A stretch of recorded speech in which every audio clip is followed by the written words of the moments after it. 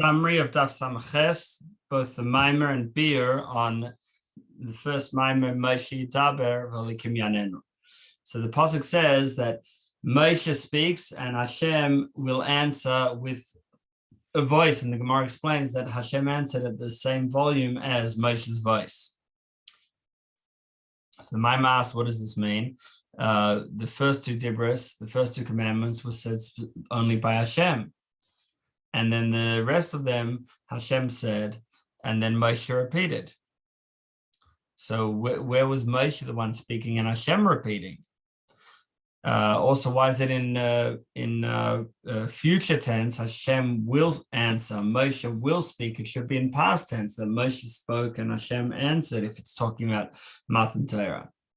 So the Maimer goes on to explain that we're not talking here about Matan Torah. Matan Torah is the beginning that allows us then afterwards, every time we learn Torah, to have this process that we are speaking and with bittul, like Moshe's the idea of bittul, and Moshe's learning Torah with total bittul, and that allows that then Hashem, Elokim refers to Hashem within nature, responding in kind.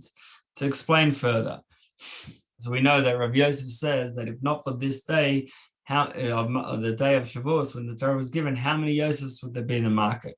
What happened on Matan Torah? We already knew about the obvious. Already knew about the Torah before the giving of the Torah. So what really changed? What's new because of the day of Shavuos? So explanation is that it's not about knowledge. We had that knowledge. It's about the impact we can have on this physical world, because yes, Abraham was also trying to bring down Hashem's light, but he was primarily bringing Hashem's light into the higher spiritual worlds, into Atzilus, whereas us, we bring Hashem's light into this physical world. And in order to do that, we need to have a even more powerful light, a light from beyond that can even go into this physical world. Now, what we're accomplishing is that Hashem's perspective, Das Elyon, that Hashem is real and Hashem is the Yesh, we are the Ayin, we are the nothing, that becomes our reality as well. Instead of what normally happens is our perspective is that we are the Yesh and Elikus is the Ayin, it's the nothing. It's something we read about in books, but it's not the sort of real thing. And through Shavuos, it allows Gila, because revelation of Hashem in this physical world. So then we see this truth that really Hashem is the real thing,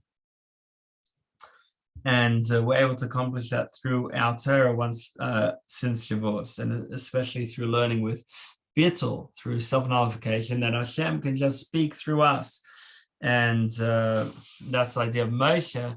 Which and then that brings us that brings a response from Elokim, which represents Yichud Tata, Hashem's oneness as it is within worlds, where yes, the worlds exist, but Hashem is one even within there.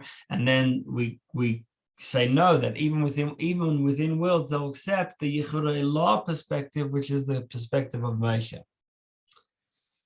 And then in the Ber he explains that the midas can either be just the 3 midas, and then you've got 3 times 3, or the 6 midas, and you have 6 times 6 equals 36 facets of the midas altogether, or the midas plus the seichel that gives birth to them and powers them, which is 9 times 9. It doesn't count das, just chacham bin on the midas. And then those 9 times 9, you have the beginning, middle, and end of them. So that equals 243 plus the 5 chasadim equals the 248 mitzvahs. And mitzvahs are like the limbs of Hashem, because they let Hashem's light shine in them. And this is what Abraham was trying to bring down, and this also reflects. This is also the idea of Hashem's names, which each one is a certain sphere with which Hashem's light can be manifest within that sphere.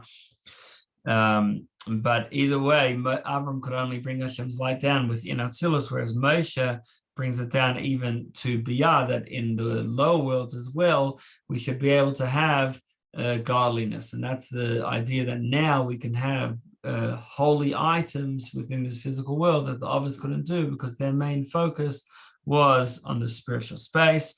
This also answers our questions that it's in future tense because it's talking about our learning of Torah now. And Moshe is the one who speaks Hashem answers because Moshe represents bittul to Yehuda Allah. And then the response is with Elokim, which is Yehuda Tata.